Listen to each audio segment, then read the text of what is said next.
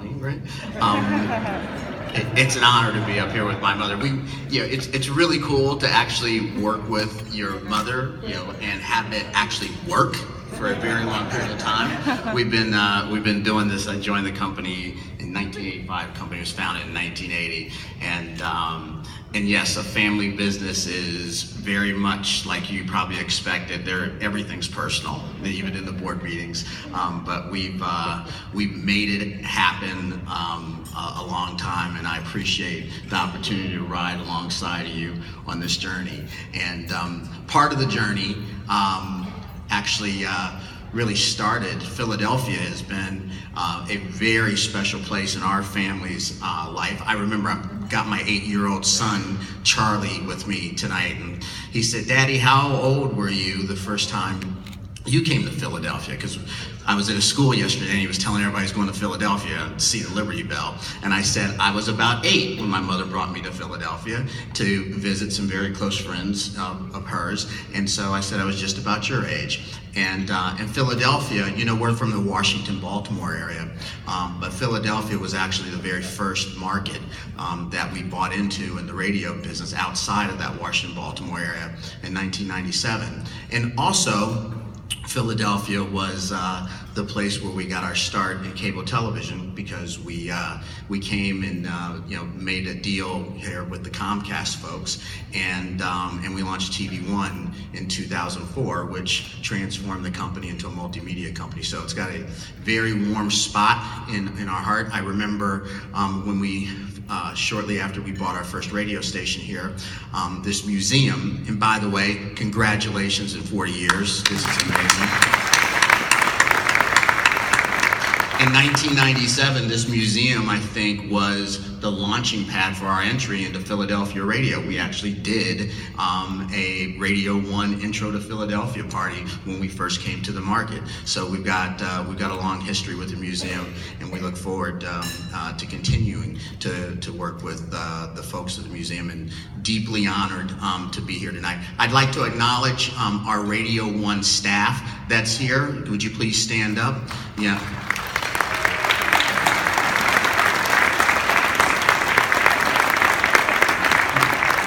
These are the folks that make it happen for us here on the ground every day at WRNB 100.3 and Praise 107.5 and Boom 103.9. And if you see that they're not doing the job of serving the community, please call me or send me an email so I can promptly whip them back into shape, right?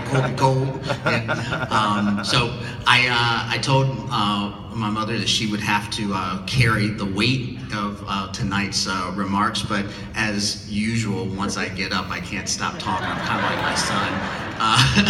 But I'm going to yield the floor to the grande dame of black media, Miss Cathy Hughes, my partner and my mother.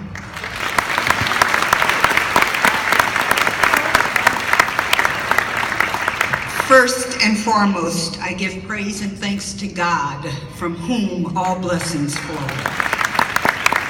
All right, we can do better than that for God now.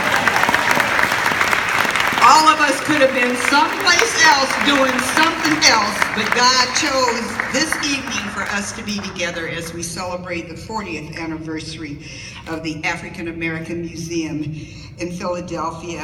It's truly an honor for my son and I to be recognized together, and surprisingly, it doesn't happen very often. And I think this is maybe only the second or third time that it's ever happened. And so once again, Philadelphia, we thank you, we love you, we appreciate you so very much. I have mixed emotions this evening because while I'm so thrilled to be here, I'm also saddened that someone who was very important in my life and in the life of all of you in Philadelphia, E. Stephen Collins, is not here to witness this honor being bestowed upon Alfred and myself. One of the greatest human beings that I have ever been blessed to know and have the pleasure of working with. And he would have been so proud this evening. I could see that big smile that whenever he was pleased. I thank you all for sharing him with us. It was not easy to convince him. It happened right across the street at the market. I was buying some turkey bacon, and I looked up and there was E. Stephen Collins. And so he was teasing me. And so he said, so you want me to leave the station I've been at all these years and come with you? And I said, yes, and I'm willing to really sweeten the pot. Here's my pound of turkey bacon, take it. He said it was a deal he could not turn down. I am so pleased to be honored by the museum. The museum and I share a common mission. And that's the mission of telling the stories of our culture, our experience, and the greatness of African Americans. I guess all my life I've been a griot, and I'm very proud to follow in the tradition of the African griots who have been responsible for thousands of years of passing down and telling accurately the story and providing the documentation of our ancestral history.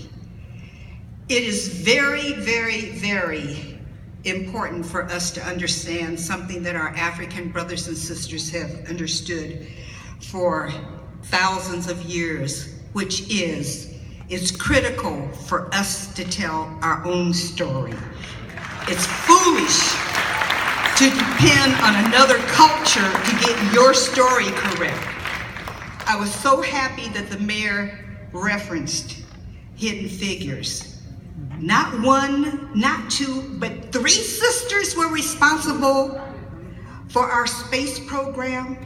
And yet, many of us, I'm sure that those associated with the museum might have known, but many of us proud ourselves on knowing our history, and yet, we were shocked to learn that these 3 sisters were responsible for John Glenn, and yet not once did he ever mention their name or their accomplishment.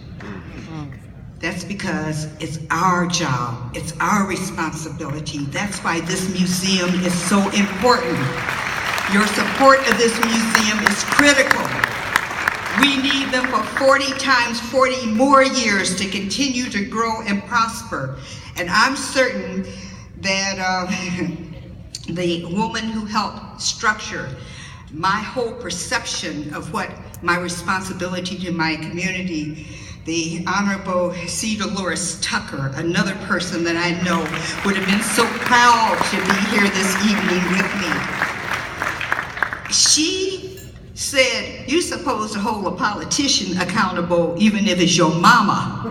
So since the mayor said that this museum is going to benefit under his administration, I know that all the brothers and sisters in Philadelphia are going to see to it that he lives up to that commitment to this incredible museum. It's an honor to receive this legacy award from an institution that works so vigorously to promote legacy. It's especially meaningful, as I said earlier, to be honored with my son. I want to thank the leadership of the museum, in particular, Michael Hill, Kevin Nesbitt, Don Scott, and Sabrina Brooks. But a special, special thank you to Patty Wilson-Adine. Can we please give her a round of applause? Thank you, thank you, thank you. And also to their senior management of the museum for their commitment to telling our story accurately from our perspective and sharing our history with the world. A special shout out to my special BFF, Deanna Williams, the voice of Philadelphia. She's been my BFF for more years than the museum has been in existence. But this evening, I also have to pay special tribute to an individual who recognized a talent, an ability in me when I was still in my early 20s. An individual from Philadelphia who brought me to this city, and Alfred, as he said, when he was only 8 years old. But he opened the door of opportunity for me. And in doing so, he established in me a commitment to open that door of opportunities for others. The Honorable John Paul Simpkins and his wife Natalie, please stand so that we can give you a big round of applause. I would not have had any of the opportunity and training that was bestowed upon me by Howard University if it had not been for the Vice President of Howard University, John Paul Simpkins, before he came home to you all. Also, hello Tom Collins and the Honorable Jacqueline Allen, who was the chairperson of the nominating committee for the Board's Foundation when Dr. Bernard Watson, the greatest honor, nominated me to serve on that board, and I am just so appreciative of their support of my company and my family. I thank each and every one of you. Kenny Gamble thinks that he and I have something in common when we get on a podium, which is we talk too long. Kenny, I fooled you tonight. I'm out of here. God bless you and thank you.